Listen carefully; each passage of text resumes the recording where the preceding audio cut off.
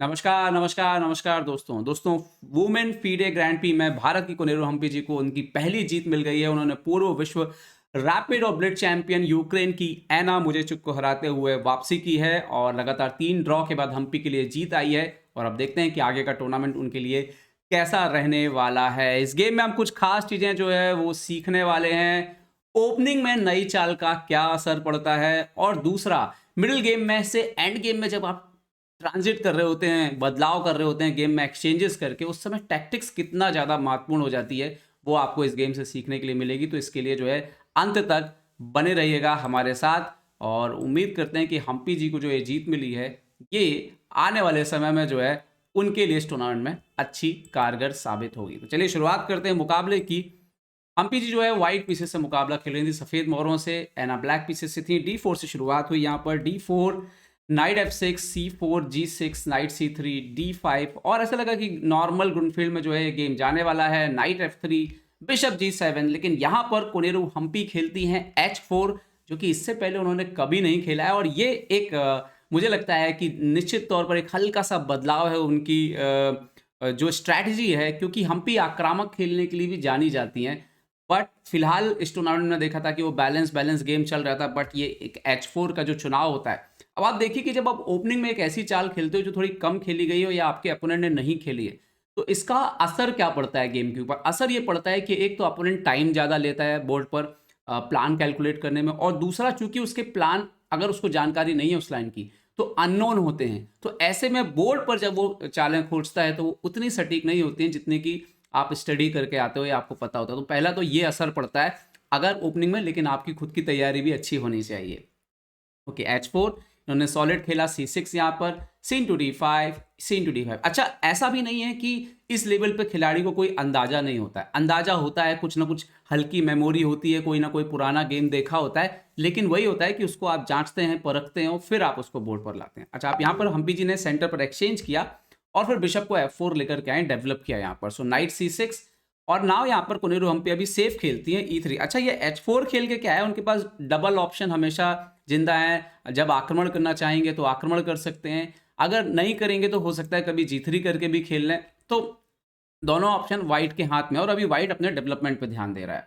Okay, यहाँ पर castling किया यहाँ पर एना ने, और अब कोनेरू हम्पी खेलती हैं क्वीन B3। वो बोल रहे हैं कि देखिए, आपका ये जो बिशप है आप अभी यहाँ से नहीं हटा सकते, और अगर आप इसको हटाना चाहते हो, इस क्वीन के इस प्रेशर को हटाना चाहते हो, तो आपको कुछ ना कुछ यहाँ पर करना पड़ेगा। ओके, इन्होंने खेला नाइट A5।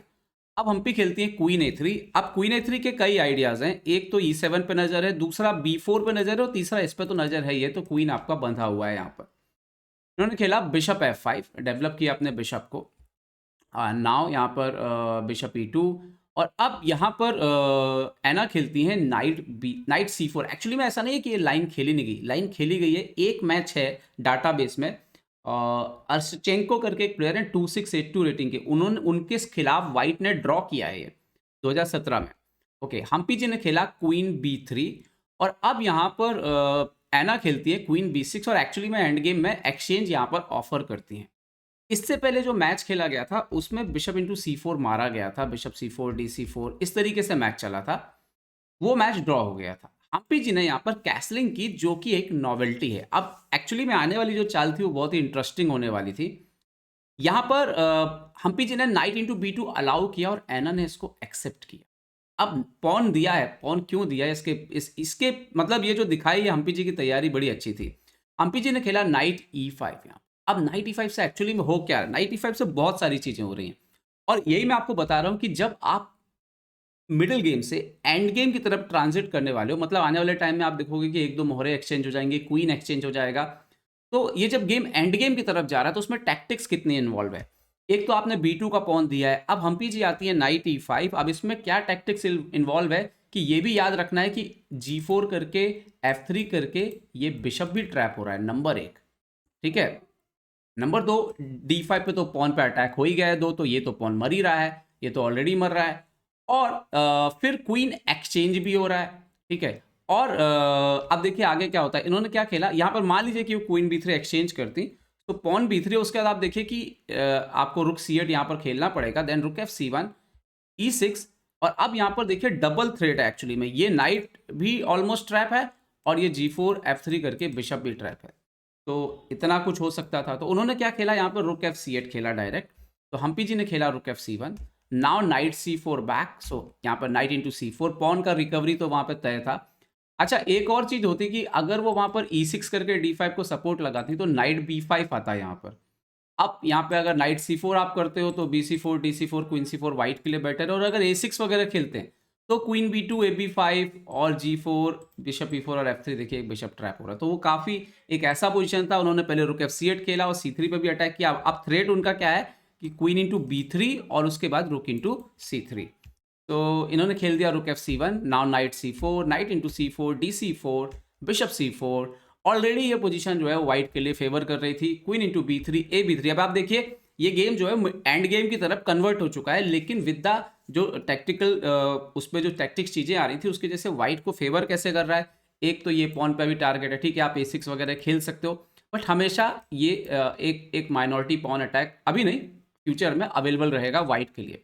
दूसरा प्रॉब्लम वही है, आगे चल के इस बिशप को लेकर के एक प्रॉब्लम हो सकता है, ठीक है। और आप इसमें कभी भी जैसे अगर आप सोचो कि E6 वगैरह करना है तो ये जो D6 का स्क्वायर है ये काफी नुकसान कर सकता है, क्योंकि ये बिशप बहुत डेंजर बैठा हुआ है। तो बहुत ही मुश्किल हो रही थी यहाँ पर ब्लैक को प्लान चूज करने में, और उन्होंने बिशप E6 डिसाइड किया कि चलो इस बिशप को तो गेम से हटाते हैं।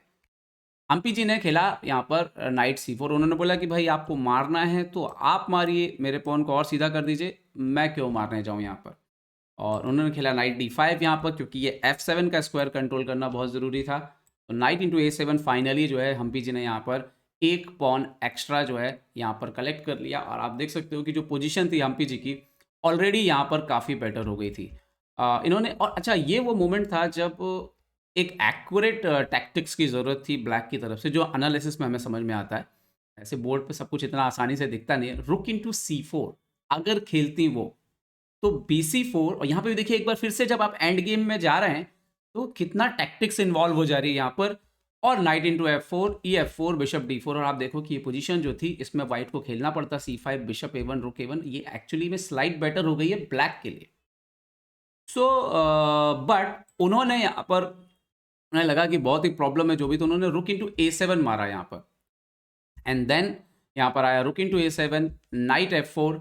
एक्चुअली में प्रॉब्लम ये था कि अगर आप इस रुक को फॉर एग्जांपल कि आप कहीं और हटाने के लिए जाते भी हैं तो पोजीशन काफ़ी कॉम्प्लिकेटेड हो रही है। ये बिशप भी ऊपर आ रहा है, फिर ये बिशप आ रहा है, तो इस रुक को आप कहाँ कहाँ बचाते बैठेंगे, प्रॉब्लम वो था। और यहाँ पर आप देखिए फिलहाल तो स्क्वायर ही नहीं है यहाँ पर, और आप यहाँ कहीं जाएंगे तो इतना कॉम्प्लिकेशन हो रहा था, उनको लगा कि नहीं खेल को थोड़ा आसान बनाना चाहिए, और इसीलिए उन्होंने रुक इंटू A7 यहाँ पर मारा। एंड नाउ क्योंकि उनके पास, और इसीलिए मारा रुक इंटू A7, जो जो थ्रेट था उनका बिहाइंड उसके कि rook into A7 and then knight into F4। और यहाँ पे प्रॉब्लम ये है कि अगर वाइट इंटू F4 मारते सो देन B5 के बाद पीस यहाँ पर मिल रहा था, और ये काफ़ी कॉम्प्लिकेटेड हो सकता था हम्पी जी के लिए। लेकिन हम्पी जी ने यहाँ पर बिल्कुल सही चाल जो है वो ढूंढ ली। हम्पी जी ने बोला ठीक है आपने मेरा बिशप ले लिया, कोई दिक्कत नहीं, हम अपने रुक को हटा लेते हैं, क्योंकि ये बिशप तो हम आपको नहीं देने वाले हैं, और फिलहाल ये रुक एक्सचेंज का थ्रेट आ रहा है यहाँ पर।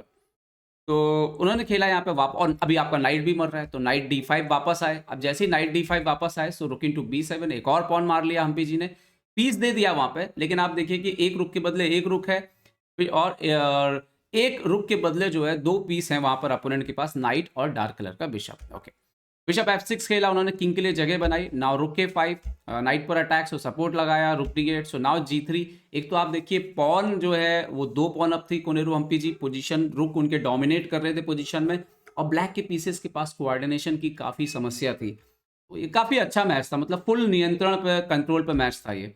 और अब हम्पी जी ने बोला कि अब रुक एक्सचेंज करने की तरफ जाते हैं, तो उन्होंने किंग हटा लिया, सो रुक E8 खेला, तो एक दो मूव ऐसे ही चला, रुक D7 रुक A7 रुक E6 रुक A6 रुक A6, तो थोड़ा यहाँ पे चला। देन हम्पी जी ने यहाँ पर उसके बाद फाइनली उन्होंने डिसाइड किया चलो बिशप E6 मारते हैं और एक और पॉन खा लेते हैं। और यहाँ पर आप देखिए हम्पी जी जो है ऑलरेडी इस पोजीशन में 3 पॉन अप हो चुकी थी, और रुक B7, सो नाउ रुक A6। यहाँ पर उन्होंने B3 दिया क्योंकि उन्होंने फोर्स था कि हम रुक एक्सचेंज कर देंगे। और इसके बाद एक्चुअली में आप देखिए 2 पॉन अप है और सारे पॉन कनेक्टेड है, ये क्लियर विनिंग पोजीशन है, क्योंकि कभी ना कभी 2 पास्ट पॉन निकल रही हैं। तो इसके बाद गेम जो था वो बस एक आप जैसे कहते हैं ना टेक्निक, मैटर ऑफ टेक्निक था। और हम्पी जी ने धीरे धीरे जो है यहाँ पर रुक C6 नाइट E4 किंग को इम्प्रूव किया, और यहाँ पर फिर अपने पॉन को और इम्प्रूव किया, स्पेस और गेन किया। तो ये सब मेथड है जीतने के लिए, जब आप एंड गेम में जाते हो किस तरह से आप कन्वर्ट करते हो, अपने पॉन्स को एक साथ रखते हो। और हम्पी जी धीरे-धीरे वही करते हुए अपने पॉन जो है बढ़ते जा रही थी। और लास्ट में बहुत ज़्यादा, जिसको आप बोलते हैं ना कि ट्राई करते-करते एक पोज़ीशन ऐसा है कि ये नाइट जो है वो ऑलमोस्ट ट्रैप ही हो गया। ना इधर जा सकता है, ना इधर जा सकता है, ना इधर जा सकता है, ना इधर जा सकता है। और यहाँ पर और आने वाले टाइम में भी देखिए, ये पॉन भी ऊपर आ रहा है, मेटिंग थ्रेड्स आने लगेंगी, ये बिशप को बचाना मुश्किल हो जाएगा। तो यहाँ पर रिज़ाइन कर दिया एक्चुअली में एना ने। अगर यहाँ पर आगे खेलती भी तो जैसे for example E6 check, king पीछे जाएगा, अभी रूक A2, अभी चेकमेट लगी है।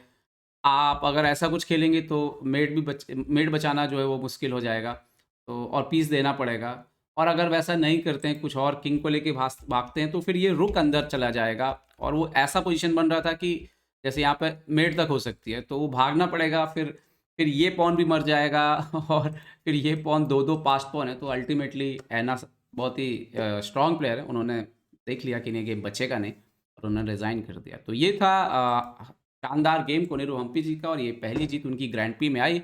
और उम्मीद करते हैं कि इससे हमने जो सीखा, ये जो 2 पॉइंट्स हैं, ये इससे आपको खेल को अपना बेहतर करने में जो है आपको मदद मिलेगी। उम्मीद करता हूँ ये वीडियो आपको पसंद आया होगा। पसंद आया तो लाइक, शेयर और सब्सक्राइब करना ना भूलें। देखते रहिए ChessBase India. ChessBase India के लिए मैं निखिलेश जैन।